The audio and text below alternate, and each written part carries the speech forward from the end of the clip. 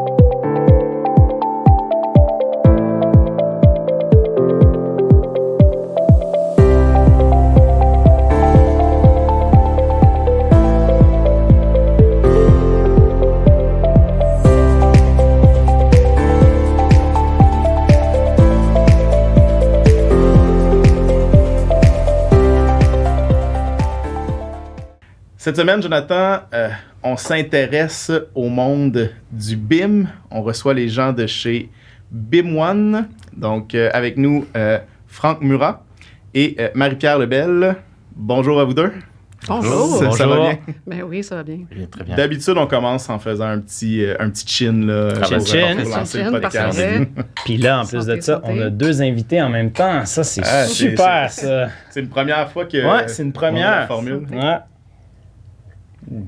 Merci d'être venu. Plaisir. Donc, Plaisir. On avait hâte aussi de parler de BIM. ouais, ça On en fait- parle, on effleure le sujet avec d'autres invités, mais ça se limite. Euh, C'est limité. Jonathan me casse les oreilles avec ça, là. Ça Ouais. prend quelqu'un en BIM, là. Exactement, ouais. Ben, je vais commencer un peu avec la fameuse question de départ, là. C'est quoi BIM1? Qu'est-ce que vous faites?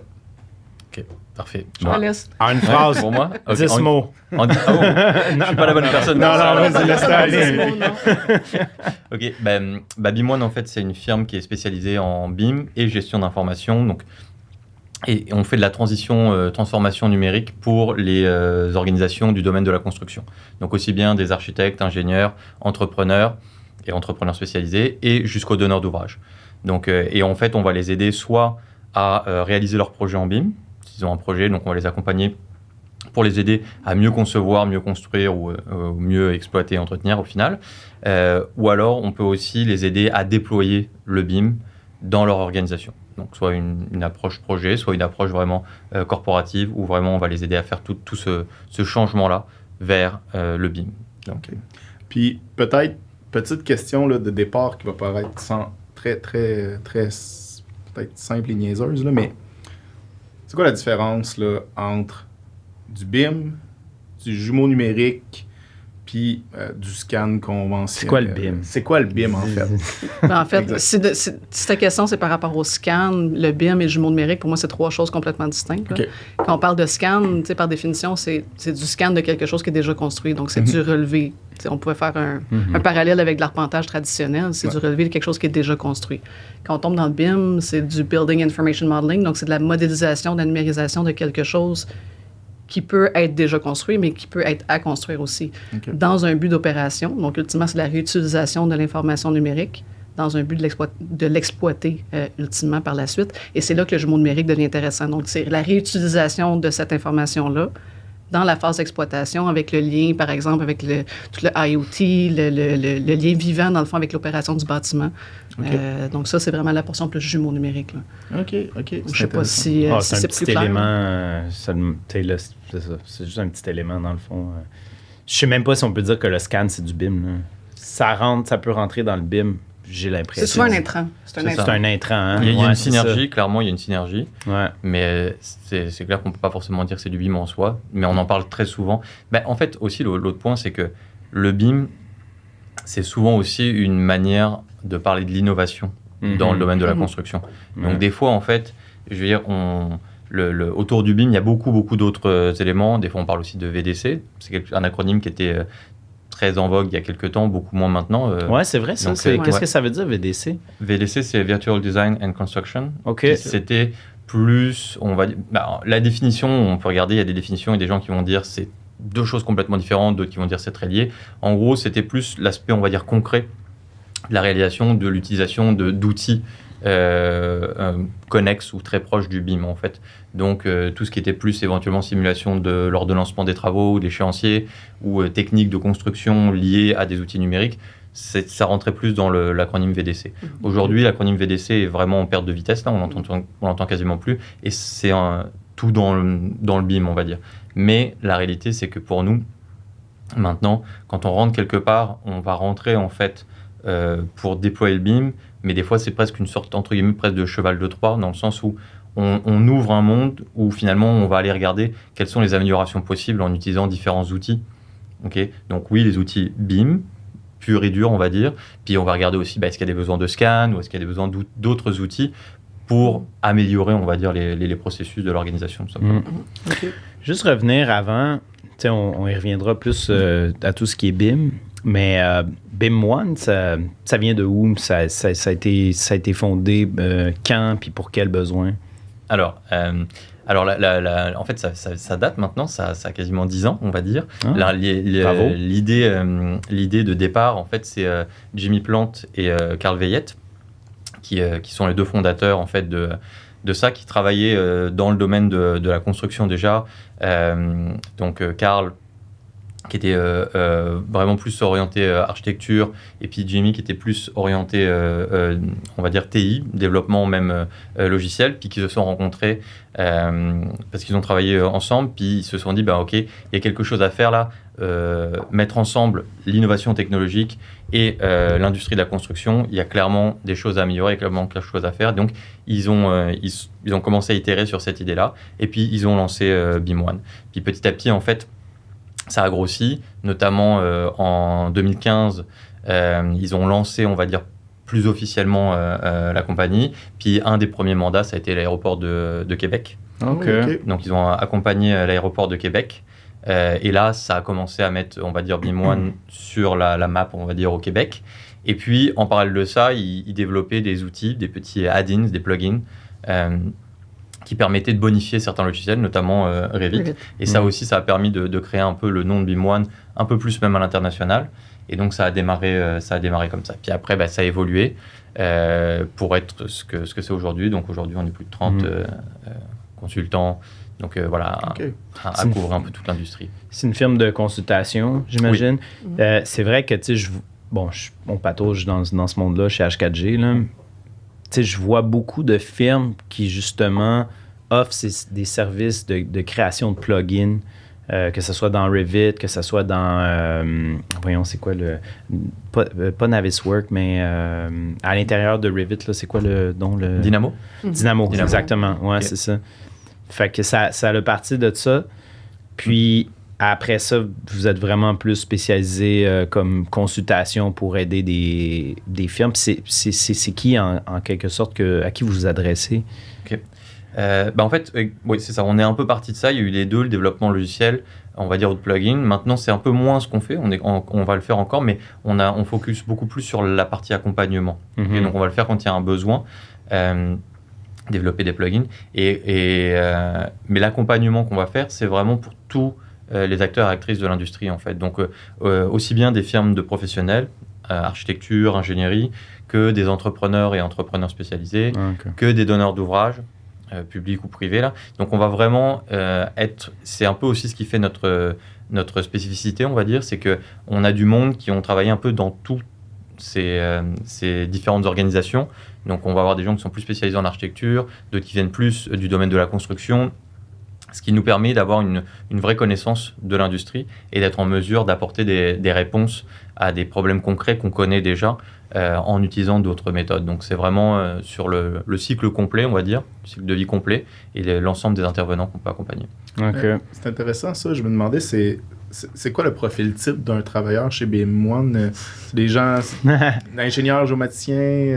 On n'a pas de géomaticien. Pas de géomaticien? Du moins pour l'instant, qui sait. Okay. Mais non, on n'a pas de géomaticien. Le profil, je dirais, typique, c'est clair que c'est plus dans le domaine plus conception-construction, parce que c'est là qu'on a la majorité de notre clientèle. Donc, on ne veut pas, c'est naturellement. Je suis la seule du côté civil pour l'instant. Ah ouais? Moi, je viens plus du domaine de l'infrastructure, mais généralement, c'est beaucoup des gens qui ont soit œuvré du côté soit des entrepreneurs spécialisés, des entrepreneurs généraux, firmes de génie conseil, firmes d'architecture, donc soit de la conception ou de la construction. Donc, c'est vraiment typiquement les profils qu'on a. Mais évidemment, plus on ratisse large dans les services et plus notre clientèle nous demande des services qui sont connexes à ce qu'on faisait initialement, mais c'est clair qu'on élargit notre éventail de spécialistes. Bien, c'est ça. J'ai comme l'impression que dans le BIM, vous pouvez, dans le fond, vraiment avoir un spectre infini là, de professionnels. Là, que ça soit, par exemple, de l'ingénieur mécanique de bâtiment, que ça soit architecte, que ça soit construction, arpenteur, name it, là, même géomaticien, comme il a nommé. Du BIM, ça reste de la base de données au exact. final. Aussi. Des architectes de base de données ou de ce genre de choses-là? Un des fondateurs est IT, d'ailleurs. Oui, c'est ça. En fait, à la base, il avait voilà, aujourd'hui, il sait plus trop ce qu'il fait, là. On s'entend que c'est plus trop ce qu'il fait. Je pense que si on lui demandait de coder quelque chose, il serait un peu mal pris, là. Mais ça fait quelques années. Mais oui, il y a effectivement cette idée-là. Mais on est plus du côté du domaine d'affaires, on va dire, que du côté TI. Okay. Je comprends. On est plus en utilisation de solutions, en configuration aussi de solutions. On va avoir quelques personnes qui sont quand même capables de faire du développement, puisque ça va nous permettre de bonifier certaines choses, mais on n'est pas vraiment des intégrateurs ou des développeurs. Donc on a cette capacité-là. Comme j'ai dit, sur certains outils, dans certains langages, mais notre force, c'est justement de plutôt venir du domaine d'affaires, entre guillemets, du domaine de la construction, et donc de connaître la réalité des différents intervenants qu'on va pouvoir accompagner. OK. Donc c'est là où on va avoir ça. Puis l'analyse des besoins d'affaires aussi. Oui. Récemment, on s'est plus axé vers cet aspect-là. Ouais, donc, oui, c'est bon de connaître l'industrie, mais comment à l'intérieur d'une entreprise, chacun des processus vient interagir un avec l'autre, l'intrant et l'extrant de chacune des boîtes du processus. Bien, ça prend des analyses d'affaires pour être en mesure de mieux comprendre cette réalité-là. Donc, on est plus dans cette portion-là que de développement purement TI. Mais je connais déjà la réponse parce qu'on en a parlé hors d'onde, mais je trouve ça quand même... je vais poser la question parce que je trouve ça intéressant. On en parlait tout à l'heure, là, mais c'est quel pourcent...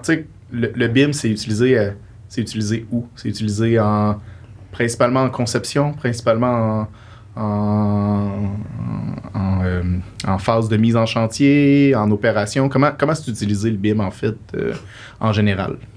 Ça dépend de la définition du BIM. Ouais. C'est techniquement utilisé du début à la fin du processus, donc de la phase de planification jusqu'à l'opération, l'exploitation du bâtiment. Clairement, dans les premières années du BIM, c'était vraiment focus sur conception-construction parce que c'est les professionnels qui ont initié un peu par l'utilisation des outils de modélisation, de ce qu'on appelle le Design Authoring Tools, là, donc les logiciels de modélisation comme Revit notamment. C'est clair que c'est parti de là, mais techniquement, de la planification d'un bâtiment au niveau du programme fonctionnel technique, c'est déjà du BIM en soi parce que c'est de la gestion d'information qui va suivre dans la phase subséquente du projet. Donc, logiquement, c'est déjà du BIM, puis ça continue. La question fondamentale, c'est est-ce que vraiment on s'est rendu jusqu'au bout, puis où sont les bénéfices du BIM? C'est sûr que les bénéfices du BIM, ultimement, sont plus dans la phase opération pour le donneur d'ouvrage ou pour l'exploitant du bâtiment, parce que la durée de vie d'un bâtiment, évidemment, sur la durée de vie complète d'un bâtiment, la portion exploitation est beaucoup plus longue que la portion conception-construction. Donc, les gains sont là, mais présentement, l'effort a été mis beaucoup en phase conception-construction. OK. Donc, je pense qu'il y a encore beaucoup de bénéfices à aller chercher là, dans la phase subséquente. Là. OK, mais dans ce cas-là, est-ce qu'un bâtiment... OK, comment je peux bien formuler ça? Est-ce que par exemple, un opérateur de bâtiment, on va dire ça comme ça, peut passer au BIM une fois que son bâtiment est construit? Oui, Comment il ferait pour bénéficier? Ça va dépendre en fait de qui il est, en fait, parce qu'il y a plusieurs stratégies possibles. Mais l'idée de passer au BIM, c'est de mieux structurer son information. En gros, ce qui est en arrière du BIM, c'est la gestion d'information. Okay, donc, j'en parlais un peu tout à l'heure aussi, mais ça, on parlait en fait que le BIM souvent est un peu un cheval de Troie dans le sens où c'est une innovation. Les gens veulent passer au BIM, mais en arrière, ce que ça sous-tend, c'est si vous déployez des outils, par exemple technologiques, pour déployer des outils technologiques, il y a peu de gains. L'objectif, c'est de mieux gérer son information ultimement. Okay, et ça, pour tous les intervenants. Okay, donc l'idée, c'est vraiment d'essayer de mieux gérer son information. Donc oui, un opérateur peut commencer à déployer le BIM, sauf que il va peut-être pas démarrer avec une maquette de tout son bâtiment extrêmement détaillée s'il a un bâtiment puis pas de projet en cours. Donc il pourrait soit faire peut-être une maquette simplifiée, une maquette sommaire, ou mettre en place une stratégie pour que dès qu'il va repartir en projet, il va demander à ce que son projet soit fait en BIM, mais de la bonne manière pour être profitable pour lui. Parce que s'il n'a pas bien défini ses exigences, s'il n'a pas bien défini qu'est-ce qu'il cherchait à faire avec ces informations, ces données à la fin, c'est pas parce qu'il va demander que le projet soit fait en BIM qu'il va pouvoir exploiter tout ça à la fin. Donc il y a vraiment une réflexion à faire, mais oui, c'est quelque chose qu'il pourrait faire. Ça peut se déployer dans le temps, mais ça peut tout à fait être... Il ne faut pas faire un modèle pour faire un modèle, essentiellement. C'est ça qui est la clé, là. Faut comprendre qu'est-ce qu'on veut faire avec cette donnée-là, puis justement quel type de donneur d'ouvrage ou quel type de propriétaire de bâtiment on est. Est-ce que je fais mon modèle dans l'optique d'un projet de rénovation, par exemple? Donc, je vais aller faire un relevé, je vais faire un modèle de l'existant dans l'optique d'aller rénover cette infrastructure-là, ce bâtiment-là. Ou est-ce que c'est, par exemple, simplement pour faire un modèle de mon bâtiment dans son état actuel parce que je suis un propriétaire immobilier qui fait de la location d'espace? C'est complètement autre chose, là. Ouais. Je comprends. C'est intéressant parce que on dirait que ça revient un petit peu à des discussions qu'on a eues par rapport à la géomatique en général, puis on est dans un domaine qui est tout autre, mais tu sais, de dire finalement... Il y a clairement des recoupements, oui. Oui, c'est ça, mais tu sais, dans le fond, on cherche pas à créer un modèle pour créer un modèle, on cherche des réponses à des questions, puis on dirait que ce que j'entends aussi beaucoup dans votre discours, peut-être que je suis dans le champ, mais il y a aussi tout un enjeu de gouvernance de données qui est associé à ça, qui est pas juste... Oui, on a les moyens techniques de créer du BIM, mais OK, il faut faire de la gouvernance de données. Donc, j'imagine que vous créez une architecture des bases de données puis de l'information à la base. Mais en fait, tous les outils qu'on va dire BIM sont des bases de données. Ouais, c'est ça. Donc, une maquette, c'est une base de données graphique. Donc, si on crée une maquette d'un bâtiment, c'est une base de données en arrière. Donc, c'est un graphe de données, on va dire, mais c'est vraiment, il y a un objet qui contient de la donnée avec des relations avec d'autres. Donc, on est déjà dans de l'information structurée. Okay, donc, quelque part, on va le faire, mais on va plutôt avoir tendance à exploiter des outils qui existent déjà. Donc, la notion d'architecture en arrière, elle est déjà faite, elle est issue de l'outil. Okay. Par contre, ce qui est intéressant, c'est que tu parlais de gouvernance de données, mais en fait, oui, le BIM, la définition, c'est Building Information Modeling, mais la réalité, c'est que c'est pas juste une technologie. Quand on va le définir vraiment comme un processus collaboratif, puis composé de 3 champs, en fait, qui sont le champ des processus, des technologies et de la gouvernance. C'est-à-dire qu'on ne va pas être en mesure de tirer le plein bénéfice du BIM si on regarde juste l'aspect technologique. Okay, il va falloir savoir c'est quoi le processus d'affaires, en fait. C'est quoi ce qu'on est en train de faire? Qu'est-ce qu'on essaye de faire?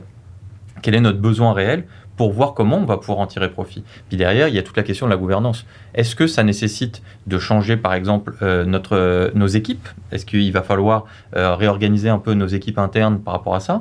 Est-ce qu'il va falloir changer nos manières de partir en appel d'offres? Donc tout un tas de choses qui sont à regarder, en fait, parce que c'est vraiment un changement, on va dire, on en parle souvent là, mais en ce moment, mais c'est vraiment plus un changement de culture dans une organisation qu'il faut mettre en place que juste un changement d'outil, entre guillemets. Et c'est souvent ça qui n'est pas forcément perçu au début. Mais ça doit être difficile, ça, parce que, tu sais, je veux dire, on parle de collaboration, donc collaboration entre plusieurs professionnels, entre plusieurs, entre plusieurs personnes alentour d'une table. Il y en a des fois qui ne sont pas nécessairement ouverts peut-être à ça, ou qui ne sont pas prêts à ça. Je pense que de moins en moins, mais clairement, oui, cette situation-là peut arriver. Mm-hmm. Mais pour revenir au principe de gouvernance aussi, c'est qu'il faut comprendre, il y a aussi l'utopie du BIM, là, il va y avoir une maquette unique, puis tout le monde va collaborer dans la même maquette. Là, ça, c'est une utopie, ça? Ouais. Ben, en fait, c'est plusieurs maquettes qui collaborent ensemble, parce que d'un point de vue de gouvernance de données puis de responsabilité professionnelle, chaque professionnel a sa propre, surtout en conception, là, a sa propre maquette, ses propres modèles. Donc, par définition, la collaboration se fait par l'émission à des moments jalons ou à des intervalles réguliers de ma maquette que je contrôle parce que j'en ai la gouvernance. Mais ça, c'est quelque chose qu'il faut des fois déconstruire aussi dans l'industrie parce qu'il y a des gens qui ont quand même cette... moins chez les professionnels parce que c'est quand même assez acquis, là, mais dans l'industrie en général, de penser que, par exemple, l'entrepreneur va venir interagir dans les maquettes des professionnels, puis qu'il y a les entrepreneurs spécialisés aussi, puis que tout le monde... Puis que la même maquette qui a été utilisée en conception va aboutir dans le jumeau numérique comme par magie. C'est pas tout à fait comme ça que ça se réalise. Il faut juste comprendre que c'est des grands concepts, mais qui doivent être adaptés à la réalité de chaque projet. C'est sûr que ceux qui font, par exemple, la mécanique, ils ont vraiment la mainmise sur leur maquette. Puis ceux qui font l'architecture, ben ils ont, je veux dire, il n'y a personne qui va aller... Sauf que c'est ce qui permet de faire des clash detection, justement, du fait que... C'est parce qu'en fait, il y a différentes... Il y a les responsabilités, comme je disais, donc les responsabilités sont différentes, puisque Marie-Pierre disait, c'est qu'il y a des gens qui vont être en charge de faire l'architecture, d'autres qui vont être en charge de faire l'ingénierie électromécanique, et donc on ne peut pas forcément tous travailler dans la même maquette. Donc c'est effectivement... une utopie, peut-être qu'on peut le voir aussi comme une limite, quelque chose qu'on va peut-être un jour atteindre, on va essayer de s'en rapprocher jusqu'à l'atteindre, mais il va falloir que les outils évoluent pour permettre ces interactions. Actuellement, les outils ne permettent pas de rentrer dans la même maquette et de gérer des droits comme il faut, donc on sépare on sépare les maquettes entre différents intervenants. C'est-à-dire que si je travaille dans une maquette, je vais avoir accès potentiellement à toute la maquette. Donc je ne peux pas rentrer moi en étant un intervenant puis d'une discipline, puis un autre va rentrer dans la même maquette. Il y a des on va dire, des enjeux par rapport à ça. Mais là, on rentre vraiment dans les détails techniques. Mais donc, il y a cette limite-là. Mais il y a aussi la limite de à quel moment, en fait, on fait quoi. Parce que on parlait d'une maquette. Si on part en projet, cette maquette, ça va être une maquette de projet. Mais peut-être qu'on est dans un bâtiment existant. Mais le jumeau numérique va continuer, si on a un jumeau numérique, donc cette maquette d'exploitation, elle va continuer de vivre pendant peut-être encore 1 an en l'état actuel, alors que les maquettes de projet évoluent, elles. Okay, donc le bâtiment va avoir une autre forme parce qu'on est en train de travailler dessus en projet, pendant que le bâtiment continue d'exister. Et donc, si on a une maquette d'exploitation, il faudrait qu'elle soit encore comme le projet, donc comme le bâtiment, excusez-moi. Donc, on va toujours être un peu asynchrone. Donc, il y a tout un tas d'enjeux qui font qu'on ne peut pas avoir une seule maquette unique qui ferait tout. Okay. Aussi bien au niveau des responsabilités qu'au niveau du besoin auquel on répond et des différentes étapes de projet. Puis je vais peut-être aussi rebondir sur la collaboration, ce que tu disais aussi tout à l'heure, c'est que pour essayer d'obtenir cette collaboration, c'est sûr que ce n'est pas toujours évident, mais ce qui va être vraiment important, c'est de se dire qu'il faut essayer le plus possible de faire en sorte que tout le monde dégage un bénéfice. Okay, c'est que effectivement, on a parlé tout à l'heure, les bénéfices peut-être financiers en termes de coûts, les plus gros à aller chercher sont probablement dans les phases d'exploitation et d'entretien, parce que c'est là où il y a le plus d'argent, on va dire, engagé. Okay, c'est par la conception, c'est par la construction, c'est sur l'exploitation et l'entretien que le bâtiment va coûter le plus cher dans sa vie, finalement. Donc c'est sûr que là, il y a des gains à aller chercher, mais ces gains-là sont peut-être des gains qui vont être... en fait, dans l'idée, personne ne veut être contre qu'on autorise quelqu'un à faire, ou qu'on permette à quelqu'un de faire des gains, mais ce n'est pas forcément des gains qui vont se retrouver chez les professionnels, chez les architectes ou chez les entrepreneurs. Donc, pour qu'ils embarquent, on ne peut pas juste se dire qu'on va tous être dans une mission qui est bonne, même si elle est vertueuse, cette mission. Il faut aussi qu'on ait quelque chose, nous, pour embarquer. Donc, il faut vraiment faire attention à ça, parce que le BIM, c'est une possibilité pour l'ensemble des intervenants d'en tirer profit, puis de mieux faire les choses, de mieux concevoir, peut-être plus efficacement, tester plus de choses avec moins d'efforts, donc mieux concevoir. Donc c'est aussi une possibilité de mieux construire et éventuellement de mieux exploiter et mieux entretenir. Donc l'idée là, c'est d'essayer de faire en sorte que chaque intervenant en tire profit, et que là, ça va du coup faciliter la collaboration. Améliorer la qualité. Exactement. Mm-hmm. Exactement. Et ultimement, à améliorer la qualité de notre environnement bâti, c'est là où ça va fonctionner. Mais, tu sais, je vous écoute parler, puis on dirait que... tu sais, ce que je me dis, c'est... J'ai l'impression qu'il y a quand même une espèce de Saint Graal où est-ce que, tu sais, une solution qui rassemblerait tout, sans que ce soit, tu sais, la même maquette, mais un endroit, tu sais, qui rassemble toute l'information en un lieu, tu sais, serait quand même pertinent dans tout ça. Puis, tu sais, je me demandais, en fait, là, c'est vraiment mon côté programmeur-analyste qui ressort, là, mais, tu sais, ça ressemble à quoi, en fait, actuellement, du BIM? Parce que moi, ce que vous me parlez là, c'est, je le perçois vraiment sur un cloud, des bases de données qui centralisent, des data lakes, pratiquement différentes maquettes, des outils de visualisation. Mais comment ça se... pour quelqu'un qui est en dehors du BIM, là, comment ça se matérialise, tout ça? Ben, la première chose que je dirais, c'est que le BIM, c'est une chose, la gestion de données en soi, mais c'est que dans un bâtiment ou dans le processus de conception, construction et exploitation d'un bâtiment, les types de données sont multiples. C'est pas juste une information dans une base de données. Dans certains cas, c'est évidemment des documents rattachés, c'est des fiches techniques d'équipement, ça va être des billets, des bons de maintenance, des billets de maintenance qui sont envoyés à une équipe de maintenance par la suite dans un ERP, par exemple, ou dans une GMAO. C'est clairement sur le cycle de vie du bâtiment, les types de données qu'on a gérées sont variables et les types de solutions technologiques sont adaptés à chacune des étapes. Pour la phase conception-construction, on parle souvent de ce qu'on appelle l'environnement de données commun. Donc, l'environnement de données commun, c'est justement l'endroit où on va déposer les maquettes elles-mêmes et les informations connexes, donc tous les documents, les PDF, les ci, les ça, là, pour les échanger, s'assurer d'avoir une base de données commune et une base de connaissances commune de l'avancement du projet. Ça, c'est quelque chose, c'est un concept qui existe déjà pour la phase conception-construction qui est assez clair. Mais c'est aussi cet environnement de données-là, généralement, qui nous donne accès à l'information à l'intérieur de la maquette parce que la plupart des outils d'environnement de données communs sur le marché, surtout les produits d'Autodesk qui sont largement utilisés, vont nous permettre d'accéder, par exemple, à l'information à l'intérieur des maquettes. Donc, pour l'instant, en tout cas, c'est ma perception, Franck pourra peut-être bonifier, là, mais pour l'instant, je pense que ce qui se rapproche le plus, dans le fond, d'une base de données centralisée qui donne accès à toutes les informations d'un projet, c'est l'environnement de données commun, parce qu'il permet la visualisation dans plusieurs cas. Il va permettre l'accès à toutes les informations connexes à la maquette et à l'accès à la maquette elle-même.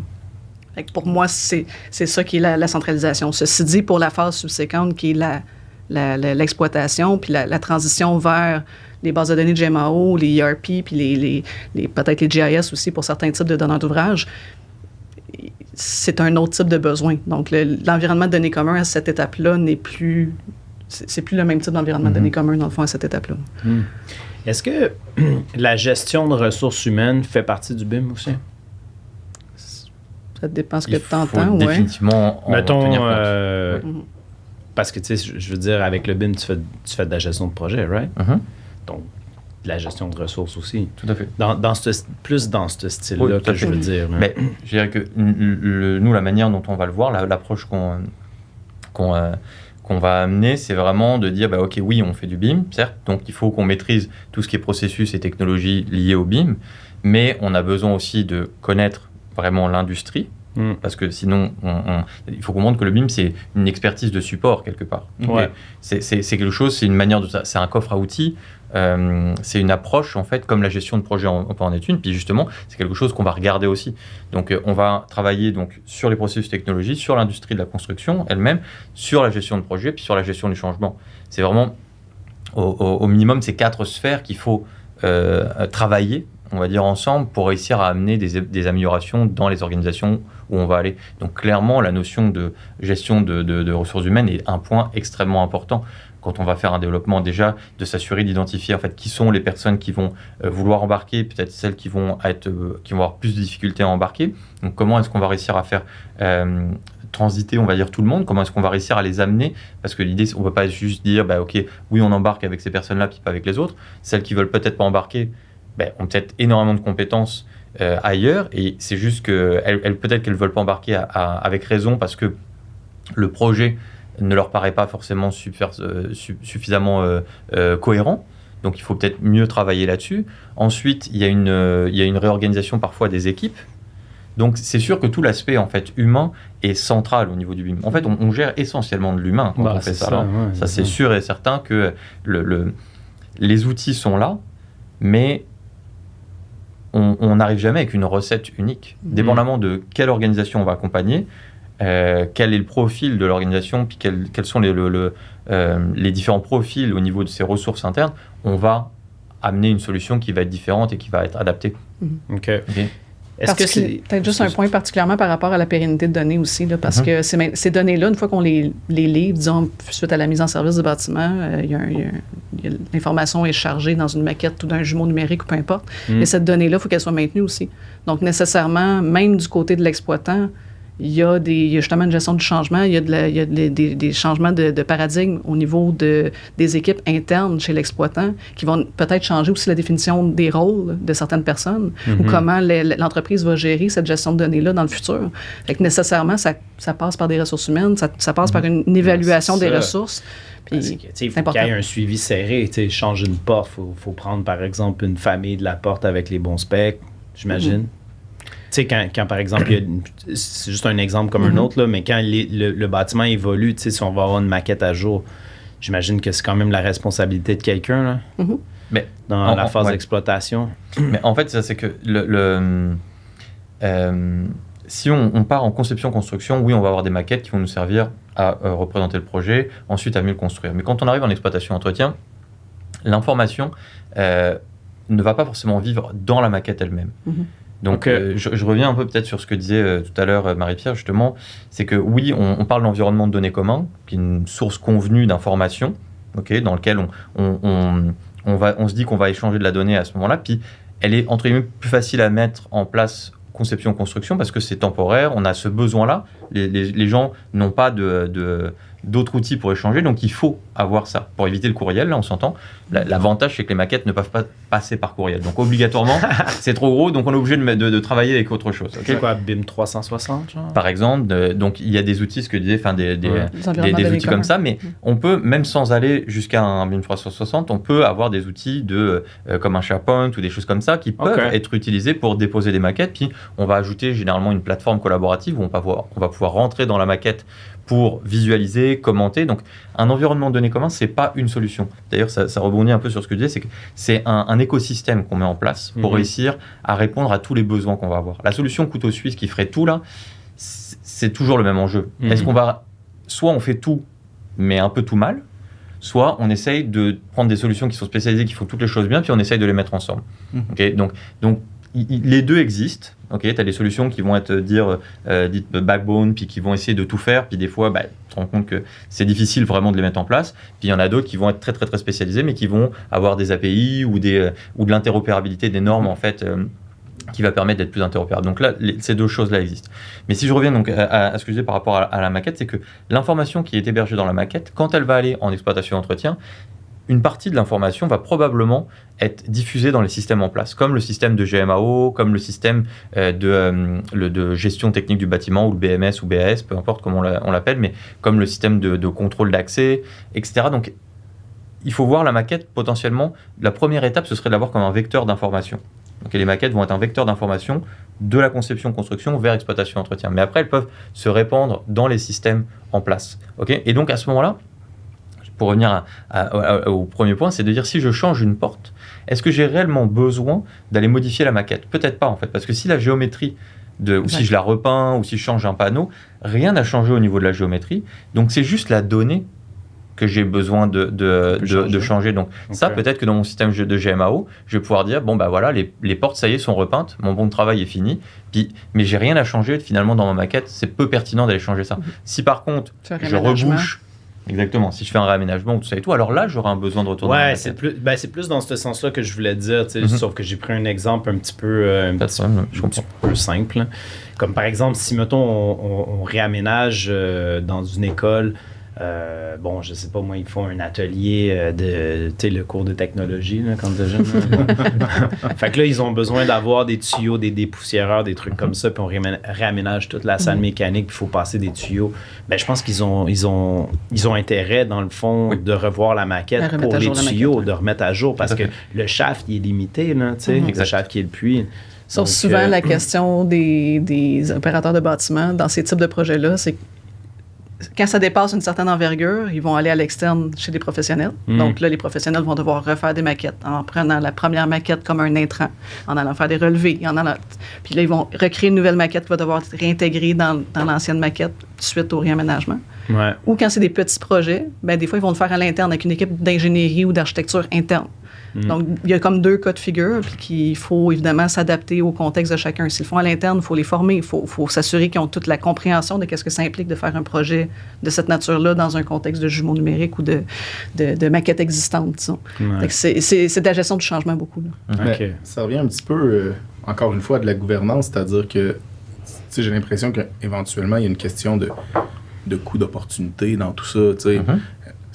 Est-ce que l'information que je vais aller chercher me coûte plus cher à aller acquérir finalement que l'utilité que je vais en retirer? Exact. Donc, mais moi, une des questions que je me posais, c'est jusqu'à quel point ces maquettes-là, en fait, jusqu'à quel point en BIM, on utilise les référentiels spatiaux actuellement? Est-ce qu'on est plus en relatif ou on est vraiment dans des... Est-ce que le BIM s'intègre dans un... On en parlait avant le podcast. Géoréférencé, puis est-ce que ça s'intègre potentiellement dans un SIM plus global ou dans une ville intelligente ou... Les projets sont généralement géoréférencés de nos jours. Là. Je pense que la majorité des gros projets sont tous géoréférencés par rapport à un site, ne serait-ce que pour l'implantation du bâtiment. Là. Okay. Puis évidemment, il y a normalement une modélisation sommaire de l'environnement bâti autour pour donner du contexte et tout ça. Évidemment, entre un projet d'infrastructure versus un projet de bâtiment, c'est sûr que tu n'auras pas le même besoin nécessairement là, en termes d'intégration urbaine puis tout ça. Là. Donc, chaque projet a ses besoins particuliers, mais oui, les projets sont géoréférencés puis peuvent s'interfacer avec des solutions géomatiques, par exemple, des Esri et compagnie. Là. Donc, souvent, vu que la donnée est déjà géoréférencée à la base, elle peut être publiée là, vers des Esri ou même des solutions Autodesk comme des InfraWorks et compagnie là, qui permettent de visualiser dans un environnement géoréférencé. Là. Ben, ça améliore l'interopérabilité dans le sens que, tu sais, je veux dire, si tu fais un relevé qui est géoréférencé, après ça, tous tes relevés qui vont être géoréférencés, tout va bien s'agencer ensemble. Est-ce qu'à votre connaissance, il y a actuellement des projets qui pourraient... tu sais, je pense par exemple à un besoin qui m'a souvent été mentionné par exemple les services de pompiers qui désirent avoir, quand ils arrivent sur des lieux, des plans de où est-ce que, dans quoi on intervient. Puis je pense que c'est d'actualité avec ce qui vient de se passer là, dans le Vieux-Port de Montréal. Est-ce que vous avez, à votre connaissance en fait, de projets qui répertorie un petit peu toute cette information-là en un seul endroit. Tu veux dire comme les sprinklers puis tous les équipements mais vraiment, tu sais, comme l'évacuation? Des plans, tu sais, des plateformes centralisées de indoor mapping, de données de sprinkler, ouais, comme on dit. Ça pourrait être partagé aux pompiers, ce serait cool, ça. Si les pompiers pourraient faire partie. Il est clairement là. Le potentiel est clairement là. Mais après, c'est ça, c'est que... On revient à la gouvernance de données, je pense. Exact. C'est que après il y a un potentiel pour tout un tas d'aspects. Mais après, faut voir en fait jusqu'où on veut se rendre, en fait jusqu'où c'est nécessaire d'aller. Mais clairement, une maquette, si elle est bien faite et que à la fin elle représente vraiment la réalité construite, parce que ça c'est un des défis aussi. On s'entend, on fait une maquette de conception, une maquette de construction, et à la fin on construit.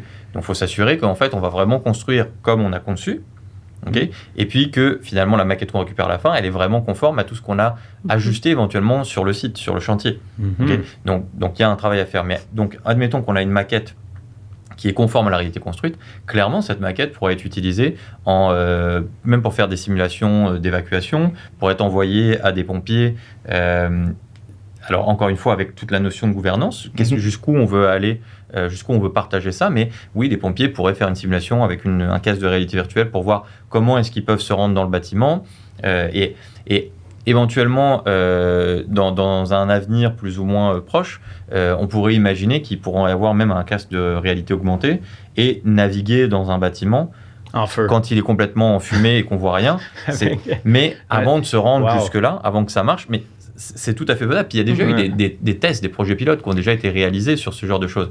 Mais c'est pas du tout ce qui se passe actuellement. Mais ils doivent pas être à l'aise de faire ça. Non, mais puis c'est pas ce qui se passe actuellement. La réalité, c'est que quand on va dans un bâtiment, si le plan, le dessin qu'on regarde sur un mur, il est à jour, c'est déjà bien. C'est ça la réalité dans le bâtiment. La donnée qui est problématique. Sauf qu'on revient à la base encore là de la gouvernance de données. S'il y a un appel pour un incendie, normalement, c'est évidemment ils vont faire référence, dans le fond, au plan de la ville. C'est la ville qui devrait avoir l'information, donc on revient plus au plan de permis.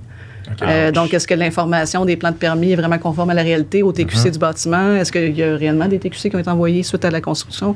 Je me rappelle dans le temps, dans mon ancienne vie, quand j'avais formé une municipalité, j'ai déjà entendu dire que les plans montraient une borne fontaine d'un côté de la rue, mais que sur le TQC était de l'autre côté. De l'autre bord, hein? Fait que le temps que le TQC de l'entrepreneur finisse par rentrer, puis que la base de données géomatique se mette à jour, dans la base de données géomatique, on a été potentiellement 2 ans avec la borne fontaine pas du bon côté de la rue. Là. Parce qu'elle avait les informations de conception originale. Ah ouais, hein? Fait que tu sais, je parle juste d'infrastructure, je ne suis même pas dans le bâtiment, mais tu sais, extrapoler ça à des bâtiments qui ne sont pas propriétés de la ville, dans ce cas-là, qui sont des propriétés de propriétaires individuels, des particuliers, qui ont tous leurs plans qui ont été fournis par différents professionnels de différentes qualités. Avant que cette information-là soit uniforme et facilement diffusable aux pompiers par la municipalité, par exemple. Encore là, on revient à la gouvernance de données. Je pense qu'on a quand même un petit peu de chemin à faire. Il y a un petit peu de chemin à faire. Est-ce que vous trouvez que le Québec est en retard, à temps, à l'avance pour le BIM? Plutôt en avance. En avance, oui. Ah ouais? Ouais, plutôt en avance. OK, je suis surpris que tu me dises ça quand même. Oui, non, mais ça, mais tout le monde est toujours surpris, mais non, plutôt en avance, en fait, en vrai. C'est ça. Ouais, hein? Ben oui. Oui, parce que... c'est comme toujours, hein, l'herbe est toujours plus verte dans le jardin. Chez le voisin, exactement. Donc, mais non, mais la réalité, c'est que il y a quand même beaucoup de projets qui ont été faits depuis déjà presque 15 ans en fait au Québec ont été initiés. Il y a eu des mouvements en fait qui ont été faits, notamment avec le groupe BIM du Québec très tôt, avec des projets en fait de la SQI qui a très tôt en donneur d'ouvrage public qui a commencé à initier ça, qui a poussé en fait. Donc on a eu quand même plusieurs une bonne synergie voilà. Les entrepreneurs généraux qui poussaient des spécialisés. Exactement. Aussi, donc il y a vraiment eu plein d'initiatives et qui ont créé en fait un peu cette espèce d'écosystème de microcosme assez avancé. Donc oui, finalement au Québec par exemple, si on regarde par rapport au niveau du Canada, on est vraiment en avance. Et puis quand on se compare par rapport au reste du monde, on n'est vraiment pas en retard. Ce qui est intéressant en plus là, c'est qu'il y a une initiative gouvernementale au niveau du Québec avec la feuille de route des donneurs d'ouvrage publics pour encore pousser de plus en plus le déploiement du BIM, on va dire, dans l'industrie. Mais c'est vraiment intéressant ce qu'il y a vraiment une très très bonne dynamique ici. OK, c'est vrai que on voit comme BIM Québec qui pousse aussi. Je pense que même par exemple, des subventions qui poussent la numérisation. Justement, pas juste des bâtiments, mais aussi justement dans l'initiative de la feuille de route et puis aussi dans le plan d'action en fait, avec l'IQC, qui est l'initiative québécoise pour la construction, l'IQC 4.0. Il y a justement des subventions pour aller faire des diagnostics dans différentes organisations, donc des firmes ingénierie, architecture, entrepreneurs, et puis maintenant ça commence aussi avec les donneurs d'ouvrage pour justement faire un diagnostic qui va pouvoir être financé en fait, ce diagnostic, pour voir un peu où on en est, quelles pourraient être nos prochaines étapes. Puis il y a même certaines formations qui peuvent être aussi financées. Il y a aussi des projets de locomotive numérique, ce qu'on appelle. Donc sur certains projets, on peut aussi aller chercher une enveloppe pour, dans le cadre d'un projet qui serait innovant, réussir à aller débloquer des fonds pour financer de l'achat de logiciels ou du déploiement de solutions, on va dire. Donc, pour essayer de stimuler ça, donc il y a quand même quelque chose qui est qui est assez intéressant qui se passe au Québec. Vraiment. Est-ce que vous fournissez est-ce que vous offrez de la formation aussi Oui. en tant que consultant? Oui. Okay. Non, en fait, c'est pas notre on va dire notre core entre guillemets là. C'est dans le sens où on va donner de la formation dans le cadre de déploiement ou quand il y a un besoin. Okay. Sinon, on travaille aussi avec des établissements d'enseignement. Donc, où on va donner de la formation pour des cégeps ou des choses comme ça. Donc, des fois, ça passe par un cégep, mais ça peut être du monde de chez nous qui va en arrière donner en fait la formation. Mais donc, on n'est pas vraiment dans la formation entre guillemets pure et dure, mais on va la donner dans le cadre de nos déploiements ou de nos projets. Donc ça, oui, c'est sûr que c'est un gros volet en fait de ce qu'on doit faire. C'est sûr que si on veut que les gens évoluent, il faut aussi les former. On ne peut pas juste attendre qu'ils évoluent sans les former. OK. Puis, ça ressemble à quoi les prochaines années dans le BIM? Y a-t-il des technologies que vous voyez venir qui...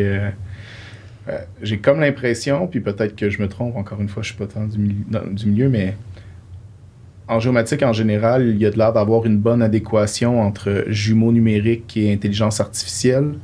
Est-ce que c'est quelque chose que vous voyez venir dans le BIM? Oui, je pense qu'il y a de plus en plus, oui. Intelligence artificielle?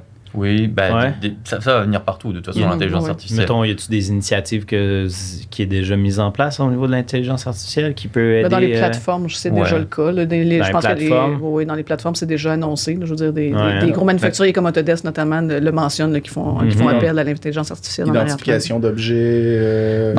De conflits potentiels. Exactement, des clashs. Quand on fait de la coordination, d'identifier, en fait, est-ce que c'est un clash majeur ou pas? Des choses comme ça, identifier des risques, ou alors aussi concevoir, donc tout ce qui est generative design, et donc de faire des tests, d'itérer en fait beaucoup plus rapidement que si on le faisait à la main là, mais donc il y a tout un tas de choses en fait qui arrivent en fait et qui vont comme un peu partout dans les domaines, donc il va falloir juste s'adapter à ça. Après, il faut être capable une grosse partie de notre travail, c'est aussi, ça peut paraître bizarre parce que je veux dire, les gens souvent nous percevoir comme étant très, très, très en demande d'innovation. Et c'est sûr, en fait, qu'on va être extrêmement... je veux dire, on est toute une gang de passionnés, de geeks, même, je pourrais dire. Hein, on a forcément cette composante-là. Mais en arrière... C'est correct, hein, tout le monde qui nous écoute, c'est des geeks. Exactement, c'est pour ça. Non, je sais, tout va bien. On assume pleinement cette part-là. Mais en même temps, en arrière, on va toujours avoir un regard qui est... quelle est l'amélioration en arrière de l'innovation? Est-ce que vraiment on innove pour améliorer ou pas? Et ça, c'est important parce qu'on va aller chercher une amélioration. On est dans la consultation, là, donc il faut qu'il y ait un certain retour sur investissement quelque part. On ne fait pas les choses pour rien, encore une fois. Exactement. En tout cas, dans le monde du scan, je peux te dire qu'on est capable de créer des LOD 200, 300 d'un gros bâtiment. On est en train de travailler là-dessus là, en genre 24 heures. Là. Ce qui est vraiment rapide parce que souvent le nerf de la guerre, c'est le temps. Hein, oui, tout à fait. Fait que déjà là, je peux en voir quand même. Les technologies de scan aussi, là, on parle plus dans le tel que construit, mais du tel que construit, c'est le Navisc que je pense que t'as acquis ou on est en essayé, processus là, le Navisc qui permet de faire des relevés rapides ou Leica avec Boston Dynamics, de réalité, des choses, toutes ces choses là, c'est sûr. Est-ce que quelqu'un qui fait du Revit fait du BIM? La question qui tue. Oui, mais tu veux savoir si tu fais du BIM ou pas, c'est ça? Je parle pas de moi, là. Alors, je vais dire oui et non. Il y a des gens qui vont me dire « Ah là là, mais qu'est-ce que tu dis? Non, si tu fais du Revit, tu fais pas du BIM. » On est d'accord que le BIM, comme je l'ai dit tout à l'heure, c'est plus un processus. Mais reste que si on utilise Revit correctement, oui, quelque part, on est déjà en train d'utiliser en fait des solutions qui vont nous permettre d'aller plus loin. Donc peut-être qu'une personne... Est-ce qu'une personne toute seule peut être collaborative? Non. Mais si elle utilise les bons outils, est-ce qu'elle va pouvoir collaborer plus facilement avec d'autres? Ben oui. Donc oui, si on fait, encore une fois, si on utilise Revit puis qu'on l'utilise très très mal et puis qu'on fait juste des dessins 2D, etc., ben non, on n'en fait pas. Mais si on l'utilise bien, oui, on est déjà sur la bonne voie pour faire du BIM. Dans le but de partager à quelqu'un d'autre. C'est le partage. Puis j'imagine que dans le fond, ceux qui partent un projet BIM, c'est le donneur d'ouvrage, souvent. Hein? Pas toujours. Pas toujours? OK. Tu peux avoir, mettons, une firme d'architecte qui dit « Let's go, on fait ça en BIM ». Ben, ultimement, sur plusieurs projets, c'est ça qui arrive. Puis en fait, que je reviens à l'historique du BIM, encore, comme je mentionnais tantôt, c'est que les projets ont commencé beaucoup chez les professionnels avec Revit parce qu'il y avait un bénéfice pour les professionnels à utiliser du 3D, donc modéliser en 3D pour pouvoir faire plus facilement des coupes, des élévations. Donc, ils voyaient un bénéfice pour la production de leur plan 2D. Donc, le livrable restait le même, mais ils se sont organisés pour faire leur propre production interne. Par la suite, ils ont commencé à dire, bon, ben, si moi, je suis un architecte puis je fais du Revit, pourquoi pas échanger avec l'ingénieur qui fait aussi du Revit? On va mieux se coordonner. Donc, les professionnels se sont parlé entre eux. À un certain moment, c'est que les donneurs d'ouvrage se sont rendus compte, bon, mes professionnels utilisent ça, pourquoi est-ce que je n'utiliserais pas aussi cette même donnée-là pour en faire quelque chose, puis peut-être justement faciliter le processus de mise en service, transférer de l'information lors de mise en service pour ultimement aller chercher le fameux bénéfice qu'on parlait tantôt. Donc, c'est là que là, on est rendu à cette étape-là. Mais clairement, on a certains projets sur lesquels c'est juste les professionnels qui se parlent entre eux parce que le donneur d'ouvrage, c'est un promoteur immobilier qui n'est pas encore sensibilisé au BIM. Ça peut très bien que ces professionnels fassent du BIM puis il ne sait pas. Okay. Ça se peut aussi que les entrepreneurs le fassent. Hein. Aussi. Il y a aussi des projets où les professionnels n'ont pas fait de BIM et les entrepreneurs remodélisent. Oui, donc ce que je disais, en fait, c'est qu'il y a des avantages à toutes les étapes et pour tous les intervenants. Ça dépend comment ils vont l'utiliser. Est-ce qu'ils l'utilisent bien? Mais il y a clairement un potentiel pour tout le monde. Et c'est ça qui est intéressant. OK, mettons, vous avez un projet, OK? Puis les professionnels, les entrepreneurs sont choisis. Mettons, à peu près tout le monde est dans Revit. Tout le monde veut faire du BIM. Mais là, tu as l'ingénieur qui ne travaille pas dans Revit. Lui, il fait du CAD. L'ingénieur, mettons, en plus de mécanique, électrique, mécanique. Comment vous gérez ça? Différentes manières. Oui, différentes manières. En fait, ça arrive quand même de moins en moins fréquemment. Ouais. Honnêtement, ça arrive de moins en moins. Ça existait pendant longtemps. La réalité, c'est que donc dans le passé, oui, il envoyait des CAD, mais finalement, il y avait quelqu'un qui remodélisait des petits morceaux pour essayer de le coordonner. Puis l'idée, c'était de montrer, regarde, en fait, quand tu m'envoies ça, moi, je suis obligé de la gaine que tu m'as montrée. En fait, quand moi, je la modélise, là, je viens de la symboliser. Puis regarde, ça marche pas. Tu vois, donc, est-ce que tu pourrais le faire, etc. Donc oui, il y a eu des moments comme ça. Je dirais, il y a 10 ans, là, il y avait des projets comme ça. Aujourd'hui, c'est quand même pas mal déployé, donc les gens vont embarquer. À la rigueur, s'il y a quelqu'un qui ne l'a pas fait aujourd'hui, il va probablement, que tous les autres ont embarqué, il va probablement en profiter pour embarquer à son tour. Okay. J'ai l'impression que justement les gens de mécanique de bâtiment, ils sont BIM avant les architectes. Ils ont été, ils sont embarqués sur Revit, non? Ça dépend de qui tu parles. Est-ce que tu parles des entrepreneurs spécialisés ou des professionnels? Non, plus des professionnels, ouais. Non? OK. Les architectes étaient probablement les premiers. Ah ouais? OK, parce qu'il y a encore beaucoup d'architectes qui sont encore cadres, puis il y en a qui sont réticents parce que la courbe d'apprentissage est quand même... Ce qui est différent chez les architectes, je crois, puis tu peux me corriger si je me trompe, parce que c'est pas mon domaine, c'est plus le sien. Okay. Mais chez les architectes, des plus petits bureaux d'architectes, il y en a plus que des firmes de génie conseil. Dans le génie conseil, c'est beaucoup... C'est plus ça a grossi par acquisition, donc il y a beaucoup de petites firmes qui ont été acquises par des grosses. Des plus petites firmes, il y en a moins. Tandis qu'en architecture, il y en a encore beaucoup. Fait que c'est clair que pour une petite firme qui travaille sur des assez gros mandats, ça peut être une courbe d'apprentissage un peu plus grande que la moyenne là, de passer en BIM. Mais est-ce que c'est quelque chose que... Est-ce que vous sentez que vous avez encore beaucoup d'évangélisation à faire ou c'est relativement... On aime ça, nous autres, ce mot-là. Oui, évangélisation, oui. Je pense que le domaine est assez connu. Non, il y a plus de clarification à faire aujourd'hui.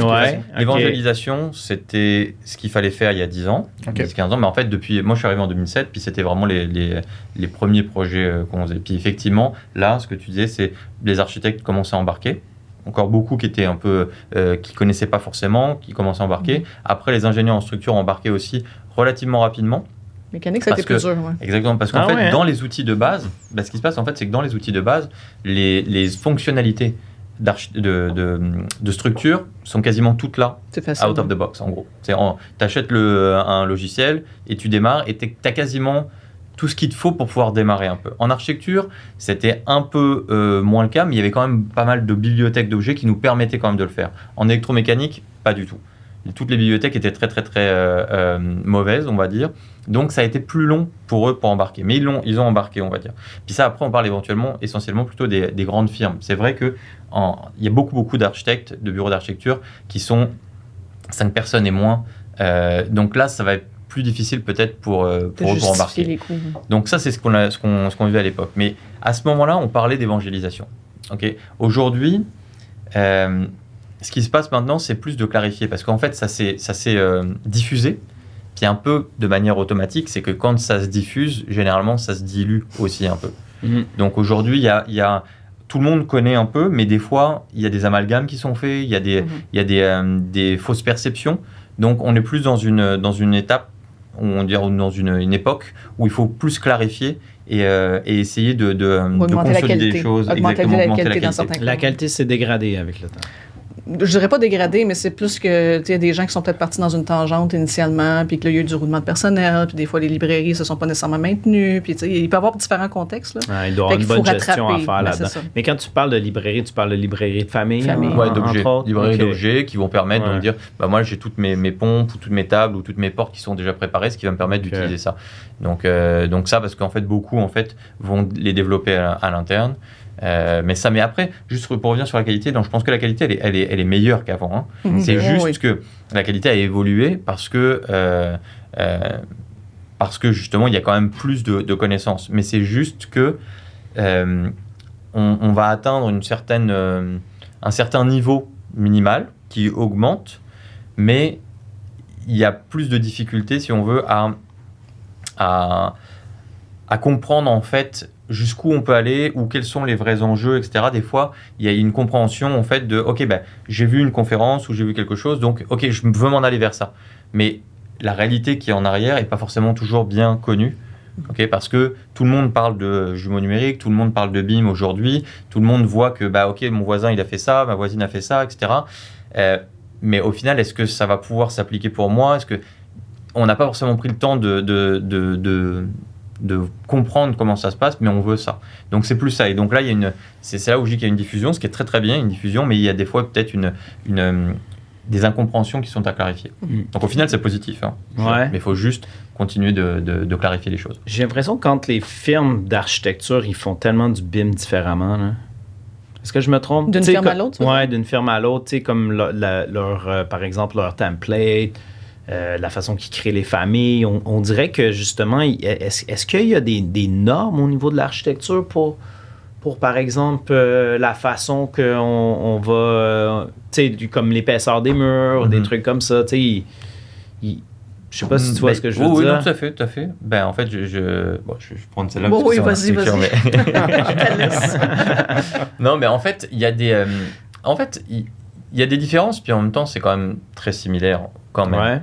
Oui, parce que pour avoir travaillé dans une grande firme d'architecture là, pendant 10 ans et avoir travaillé beaucoup en consortium avec plein de firmes, c'était assez drôle de voir que finalement beaucoup des grandes firmes vont avoir un système d'étiquetage de murs qui est très très très similaire. Ou à un moment, c'est l'isomorphisme mimétique en gros. Ce que ça veut dire, c'est que ça se répand partout dans l'industrie parce qu'en fait, il y a une personne qui a travaillé chez un tel, qui a travaillé chez une autre. Et donc, à un moment, toutes les firmes vont toujours te dire qu'elles veulent se démarquer, mais dans la réalité, en fait, elles ont toutes tendance à faire la même chose.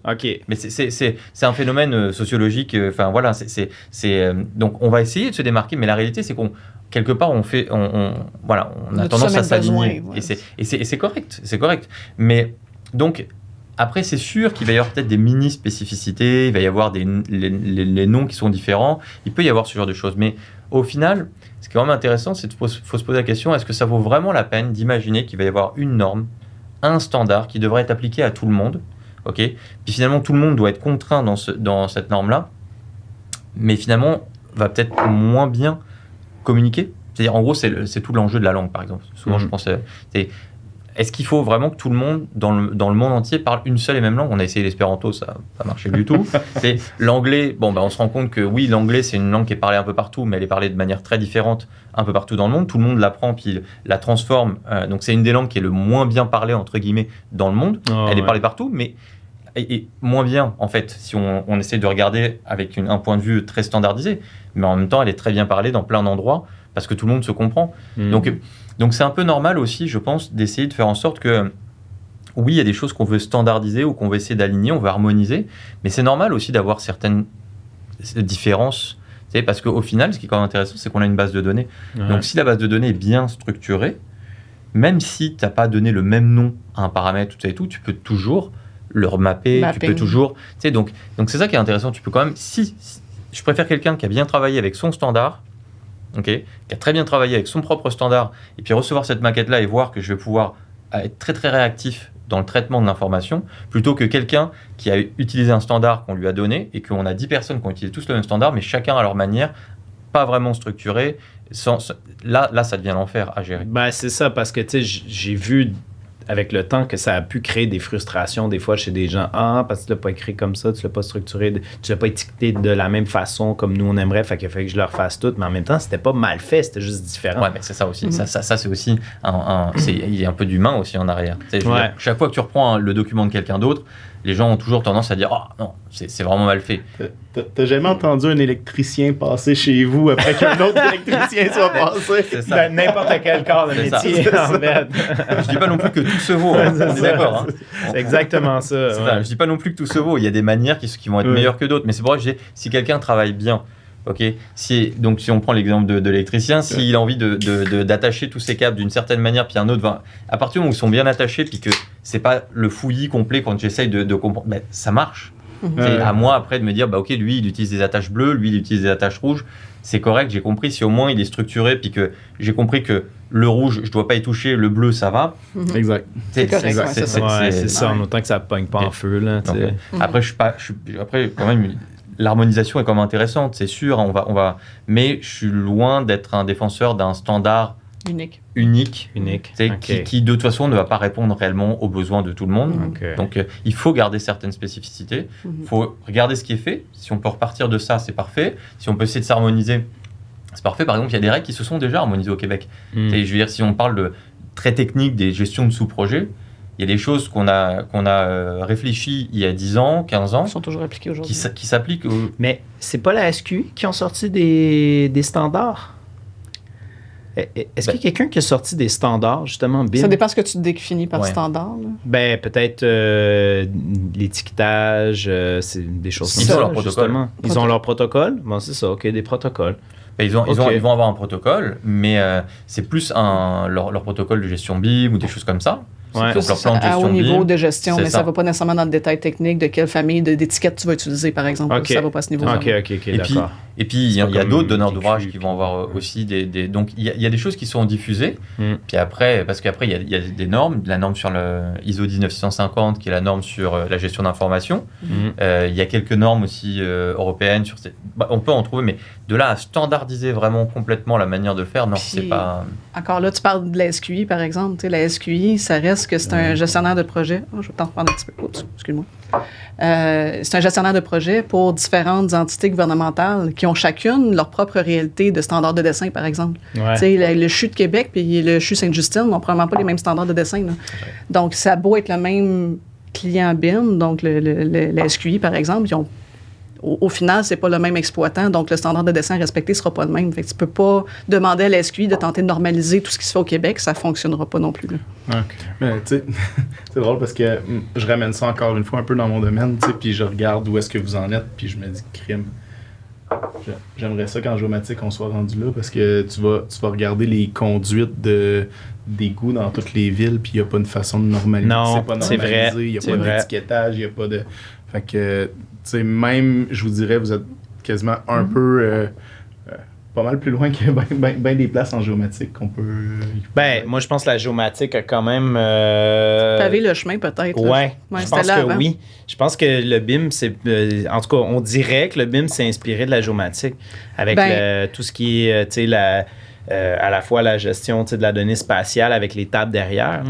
Je te disais tantôt, moi, je suis du domaine du génie civil. Puis on m'a souvent demandé, puis quand je suis arrivée chez BIM One, ça a été un peu ça aussi la question, c'est est-ce qu'on peut faire du BIM en génie civil, par exemple?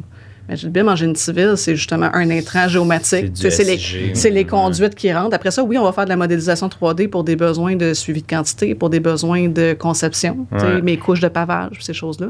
Mais ultimement, le but final, c'est de transférer vers l'exploitation. Puis c'est quoi l'exploitation pour une infrastructure urbaine? Ben, c'est de retourner l'information dans le SIG de la ville. Si le GMAO, ça devient le SIG. Exact. Donc, par définition, c'est du BIM. Puis c'était du BIM bien avant ce qu'on fait présentement. Le BIM, c'est du SIG. Non.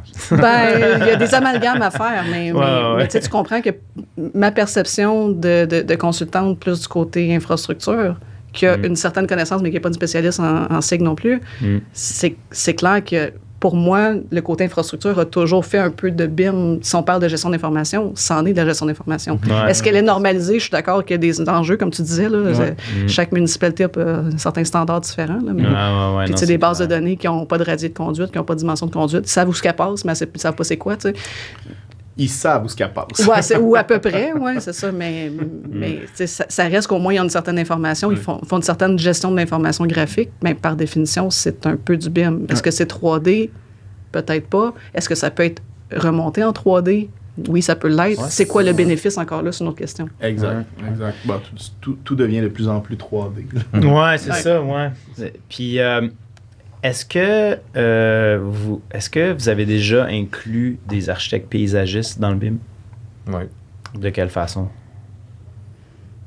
Ben, en fait, ça va dépendre, mais en général, on va tout simplement leur demander de modéliser de la même manière. Donc, il y a des architectes qui vont essayer d'utiliser les outils qui sont disponibles, des architectes paysagistes là, qui vont utiliser les outils disponibles pour modéliser. En fait, c'est vrai que souvent, ils vont travailler beaucoup en 2 dimensions, encore, mais comme tous les autres intervenants avant, travailler en 2 dimensions. Donc, ça va juste d'apprendre à utiliser ces nouveaux outils. Et donc, oui, ces nouveaux outils peuvent être limités, mais il y a des solutions de contournement, où il y a des bonifications. Donc, c'est juste qu'à un moment, c'est une autre manière de travailler, mais tu peux quand même rester un bon architecte paysagiste en utilisant d'autres outils. Ou dans certains cas, souvent les architectes paysagistes sont comme des sous-traitants des architectes de bâtiments, si on veut. Puis dans certains cas, je l'ai vu dans certains projets où l'architecte paysagiste peut, dans certains cas, travailler en 2D, mais fournir l'information à l'architecte, puis c'est l'architecte qui remodélise par-dessus. C'est lui qui va remodéliser. Oui, ça, il y a toujours les solutions de sous-traitance, on va dire, ça c'est sûr, mais c'est pas une impossibilité en soi. C'est juste qu'à un moment, c'est un outil qu'il faut apprendre. Quand on parle là vraiment de l'outil, c'est si je prends un sculpteur puis que je lui donne un pinceau, il va peut-être pas savoir peindre tout de suite. Mais une fois qu'il aura appris à l'utiliser, il va peut-être devenir un super peintre. Donc mais ça reste un artiste en arrière. Tu vois, donc il continue de faire ces choses sans problème, mais il faut juste qu'il apprenne des nouveaux outils, tout simplement. Mais moi, c'était comme je pensais, mettons une cour d'école, tu sais. Est-ce que les équipements, par exemple, de jeux, de mobilier urbain, est-ce qu'il y a des librairies en ce moment aussi qui vont pouvoir, avec des spécifications, qui vont pouvoir rentrer justement dans le BIM? De plus en plus, il va y en avoir, mais c'est manufacturier, ça. Si je parle des modules de jeu, c'est des manufacturiers différents qui ont chacun leur propre modèle. Il faudrait qu'ils fournissent les modèles 3D. Là. Mais de plus en plus... J'ai pas entendu beaucoup. C'est pour ça que je pose la question. J'ai pas entendu beaucoup d'architectes paysagistes qui vont dire que nous, on est BIM ou on travaille BIM. Non, mais parce que les avantages, en fait, sont moins...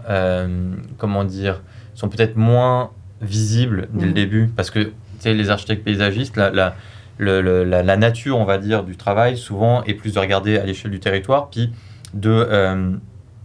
d'identifier des plus grandes zones OK, ici, on va avoir tel matériau, telle zone. Puis après, ce qui va peut-être être représenté, ça va être une géométrie très complexe, en fait, soit d'un terrain, soit de...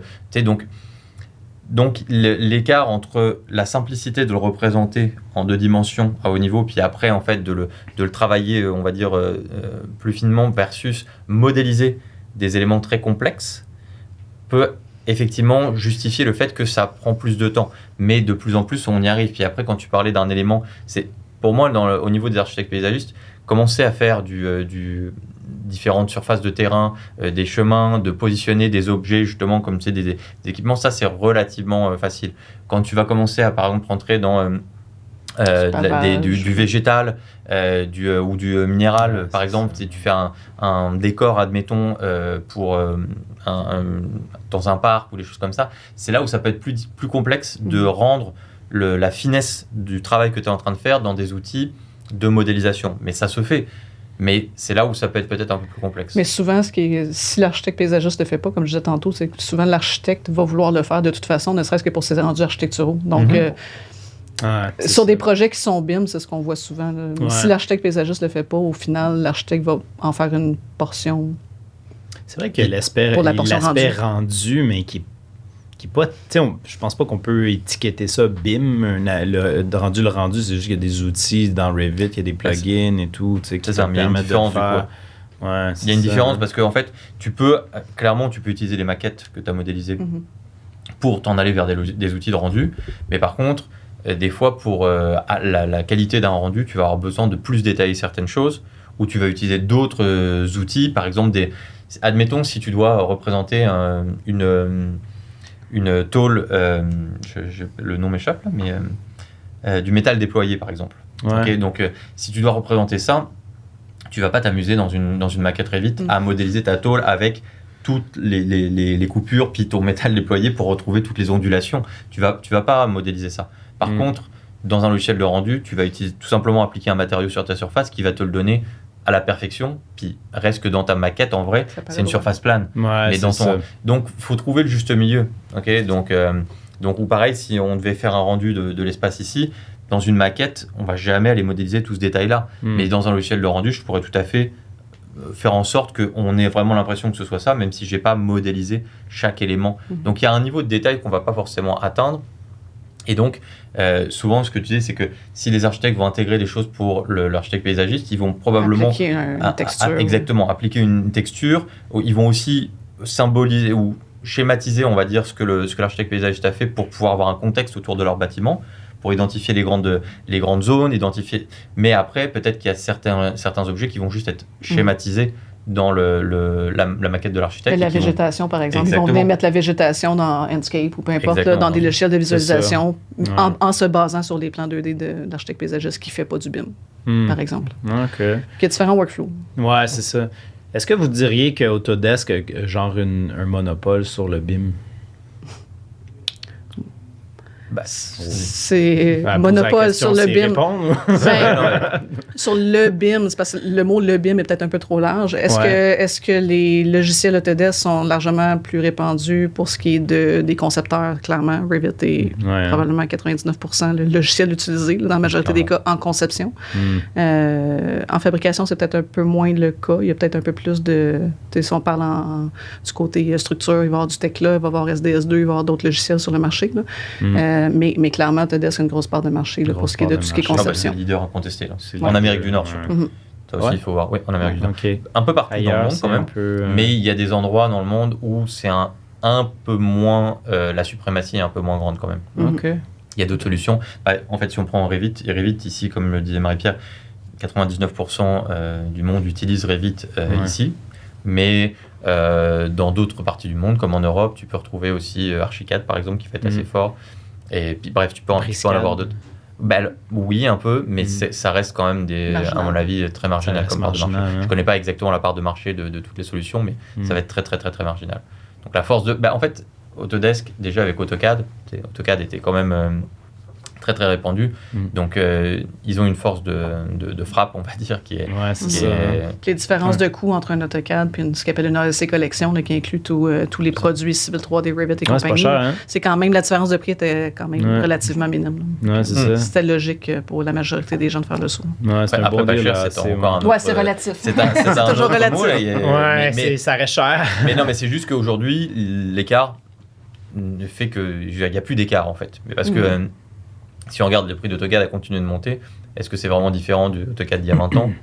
Pas vraiment, hein, je veux dire, mais c'est juste que l'évolution a fait que, voilà, donc aujourd'hui, je veux dire, quitte à l'avoir, tu vas prendre la solution complète, puis tu vas avoir d'autres outils. Donc c'est sûr que ça, c'est des solutions après. C'est une question marketing aussi. Ça, c'est sûr. Hey Jonathan, je pense qu'on aurait pu en parler encore vraiment longtemps, mais malheureusement, le temps file. Le temps file, ouais. Eh bien, en tout cas, un grand merci, Merci à vous deux. d'être passé. C'était super pertinent. Moi, ça m'a un peu aidé à démystifier le BIM, honnêtement. C'est un terme qu'on entend beaucoup, mais qu'est-ce que c'est concrètement? Puis d'avoir des gens du milieu qui travaillent là-dessus, c'était super intéressant. Ouais. Donc, je pense que c'était les bonnes personnes en plus pour en parler. Ben oui, tout à fait. C'était super intéressant. Merci beaucoup. Puis, Jonathan, est-ce que tu veux faire tes traditionnels remerciements? Ben oui, bien sûr. Merci à tout le monde, la francophonie, tout le monde qui nous écoute partout dans le monde. À nos partenaires, bien sûr. Vous pouvez nous écouter sur Spotify, dans la voiture. C'est toujours bien. Également sur YouTube. Suivez-nous sur LinkedIn, Instagram et Facebook. Donc, voilà. merci beaucoup, Jonathan. Et merci à vous. Et à la prochaine. Merci. Beaucoup.